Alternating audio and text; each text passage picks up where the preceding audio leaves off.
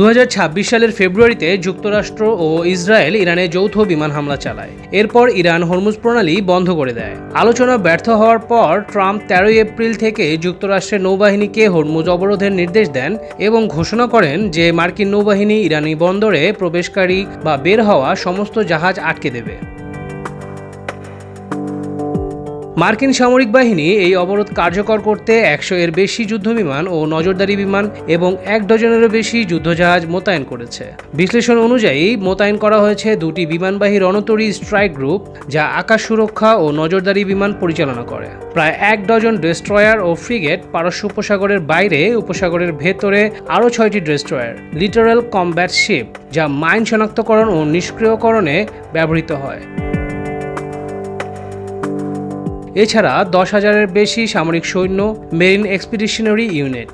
মার্কিন সামরিক বাহিনী অবরোধ লাইন স্থাপন করেছে হরমুজ প্রণালীর বাইরেও, গালফ অব ওমান ও আরব সাগরে।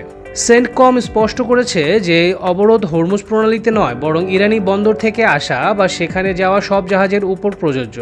ইরান সংশ্লিষ্ট কার্গো বহনকারী জাহাজকে হাজার হাজার মাইল দূরেও আটকানো যাবে। মোট কথা, হরমুজ প্রণালী নিজে বন্ধ নয়, কিন্তু ইরানি বন্দর থেকে বেরোনোর পর গালফ অব ওমানে ঢোকা মাত্র জাহাজ থামানো হচ্ছে। এবার ইরান কিভাবে হরমুজ বন্ধ করেছে? ইরান মূলত 4টি পদ্ধতিতে হরমুজে জাহাজ চলাচল নিয়ন্ত্রণ করছে: স্পিডবোট, ক্ষেপণাস্ত্র ও ড্রোন দিয়ে সরাসরি আক্রমণ, সমুদ্রে মাইন স্থাপন, স্যাটেলাইট স্পুফিং এবং জিএনএসএস জ্যামিং পদ্ধতি ব্যবহার করছে ইরান হরমুজ প্রণালীতে নৌমাইন স্থাপন করেছে। আইআরজিসি নৌবাহিনীর ফাস্ট অ্যাটাক ছোট বোটগুলো মিসাইল বহনকারী স্পিডবোট এবং বিস্ফোরক বোঝাই মানববিহীন থাকে। ইরানের কাছে ব্যালিস্টিক ক্ষেপণাস্ত্র, অ্যান্টিশিপ ক্রুজ মিসাইল, বায়বীয় ড্রোন, সারফেস ড্রোন রয়েছে। মিজেট সাবমেরিন হরমুজকে কার্যত বন্ধ করে রেখেছে।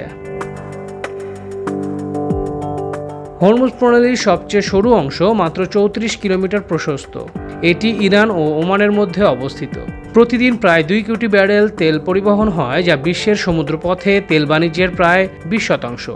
ইরান পারস্য উপসাগরের ভেতরে সম্পূর্ণ নিয়ন্ত্রণ বজায় রাখছে, উপকূলীয় অঞ্চল, দ্বীপসমূহ থেকে শুরু করে প্রণালীর মুখ পর্যন্ত।